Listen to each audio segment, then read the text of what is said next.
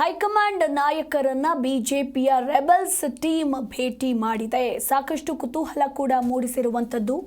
ಡೆಲ್ಲಿ ಅಂಗಳದಲ್ಲಿ ಬಿಜೆಪಿಯ rebels team Amit ಶಾರನ್ನ ಭೇಟಿಯಾಗಿ ಭಿನ್ನರ ಮಾತುಕತೆ ಕೂಡ ನಡೆದಿರುವಂತದ್ದು.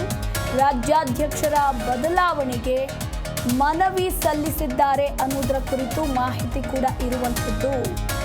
ಏನು ಇತ್ತ BY ವಿಜಯೇಂದ್ರ ರಾಜ್ಯಾಧ್ಯಕ್ಷರಾದಾಗಿನಿಂದಲೂ ಕೂಡ ಭಿನ್ನರ ಈ ಒಂದು ಮನಸ್ತಾಪಗಳು ದಿನೇ ದಿನೇ ಹೆಚ್ಚಾಗ್ತಾ ಇದೆ. ಈಗ ರೆಬೆಲ್ಸ್ ಟೀಮ್ ಹೈನಾಯಕರನ್ನ ಭೇಟಿಯಾಗಿದ್ದು ರಾಜ್ಯಾಧ್ಯಕ್ಷರ ಬದಲಾವಣೆಗೆ ಮನವಿಯನ್ನ ಸಲ್ಲಿಸಿದ್ದಾರೆ.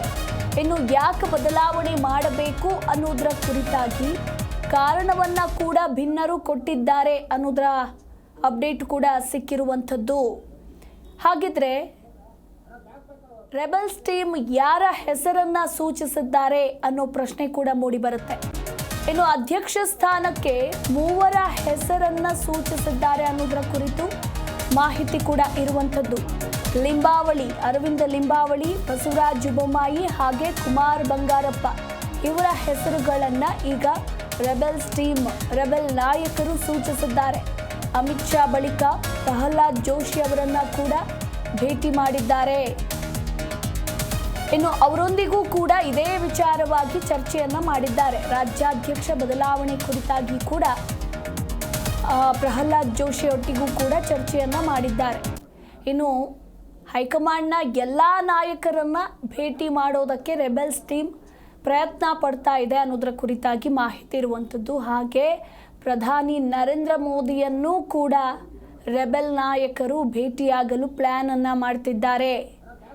ರಾಜನಾಥ್ ಸಿಂಗ್, JP ನಡ್ಡಾ ಸೇರಿದಂತೆ ಎಲ್ಲ ನಾಯಕರನ್ನ ಭೇಟಿ ಮಾಡುವ ಪ್ರಯತ್ನಗಳು ಕೂಡ ನಡೀತಾ ಇದ್ದು ಕೊನೆಗೆ ಪ್ರಧಾನಿ ಮೋದಿಯವರನ್ನು ಕೂಡ ಭೇಟಿಯಾಗಲು ರೆಬೆಲ್ ನಾಯಕರು ಪ್ಲಾನ್ ಅನ್ನ ಮಾಡಿದ್ದಾರೆ. ಶತಾಯಗತಾಯ ರಾಜ್ಯದಲ್ಲಿ ನಾಯಕತ್ವ ಬದಲಾಗಲೇಬೇಕು, ಅಂದರೆ BJP ರಾಜ್ಯಾಧ್ಯಕ್ಷ ಬದಲಾಗಲೇಬೇಕು ಅಂತ ರೆಬೆಲ್ ನಾಯಕರು ಈ ಮೂಲಕ ಯತ್ನಿಸ್ತಾ ಇದ್ದಾರೆ. ವಕ್ಫ್ ವಿಚಾರದಲ್ಲಿ ತಮ್ಮ ಹೋರಾಟದ ವಿವರವನ್ನ ಕೂಡ ನೀಡ್ತಾ ಇದ್ದಾರೆ.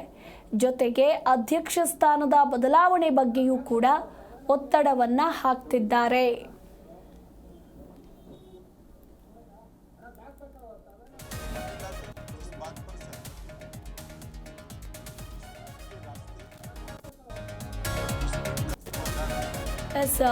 ಇನ್ನು ಕೂಡ ಡೆಲ್ಲಿಯ ಅಂಗಳದಲ್ಲೇ ಇರುವಂತಹ ರೆಬೆಲ್ ನಾಯಕರು ಇನ್ನು ಪ್ರಧಾನಿ ನರೇಂದ್ರ ಮೋದಿ, ರಾಜನಾಥ್ ಸಿಂಗ್, JP ನಡ್ಡಾ ಸೇರಿದಂತೆ ಎಲ್ಲ ನಾಯಕರನ್ನ ಭೇಟಿ ಮಾಡುವ ಪ್ರಯತ್ನಗಳನ್ನು ಮಾಡ್ತಾ ಇದ್ದಾರೆ. ಶತಾಯಗತಾಯ ರಾಜ್ಯದಲ್ಲಿ ನಾಯಕತ್ವವನ್ನು ಬದಲಾಯಿಸಲೇಬೇಕು ಅಂತ ಯತ್ನಿಸ್ತಾ ಇದ್ದಾರೆ. ಇದರ ಜೊತೆಗೆ ವಕ್ಫ್ ವಿಚಾರದಲ್ಲಿ ತಮ್ಮ ಹೋರಾಟದ ವಿವರವನ್ನು ಕೂಡ ನಿನ್ನೆ ಅಮಿತ್ ಶಾ ಒಟ್ಟಿಗೆ ಮಾತುಕತೆ ನಡೆಸಿದ್ದಾರೆ ಅನ್ನೋದರ ಕುರಿತು ಮಾಹಿತಿ ಇರುವಂಥದ್ದು. ಒಟ್ಟಾರೆ ಈಗ ಸಾಕಷ್ಟು ಕುತೂಹಲ ಮೂಡಿಸಿದೆ ರೆಬೆಲ್ ನಾಯಕರ ದೆಹಲಿ ಮೀಟಿಂಗ್, ಹೈಕಮಾಂಡ್ ನಾಯಕರ ಮೀಟಿಂಗ್. ಮುಂದಿನ ಬೆಳವಣಿಗೆಗಳ ಕುರಿತಾಗಿ ಇನ್ನಷ್ಟೇ ಕಾದು ನೋಡಬೇಕು.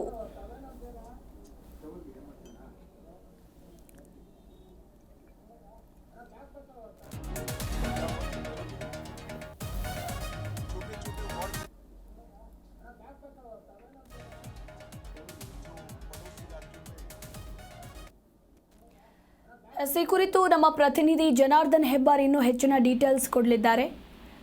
Hebbar, good morning.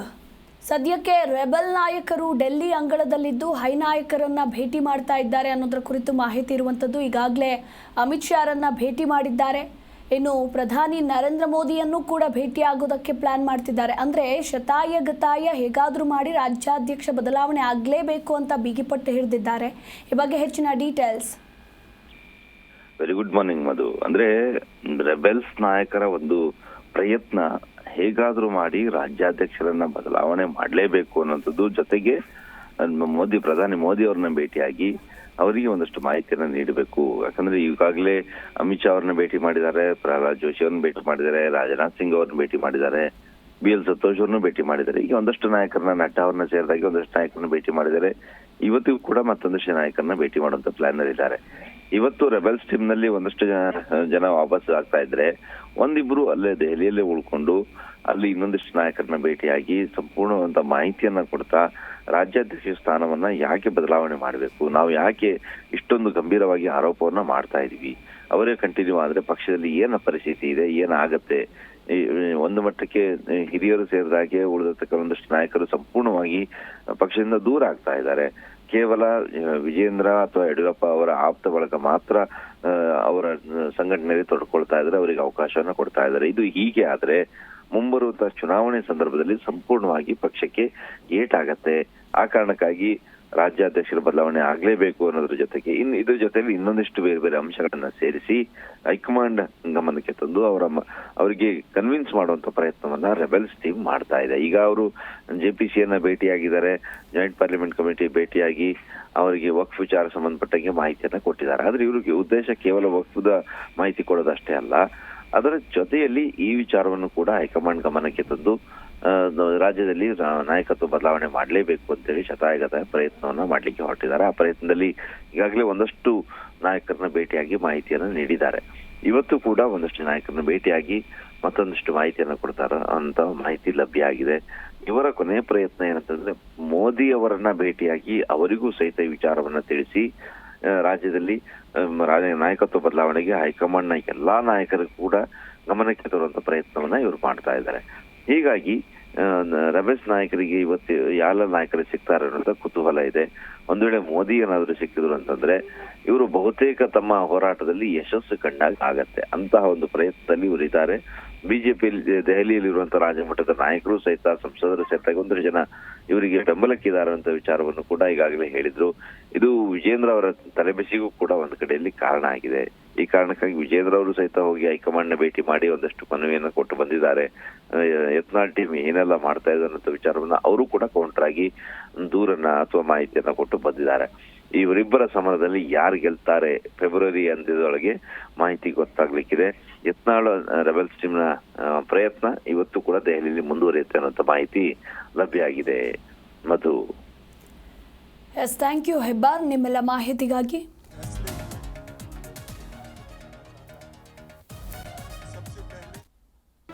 G Kannada news ಈಗ ನಿಮ್ಮ ಮನೆಯಲ್ಲೇ ನೋಡಿ. ಎಲ್ಲ ಕೇಬಲ್ಗಳಲ್ಲಿ ಈಗ ಲಭ್ಯ.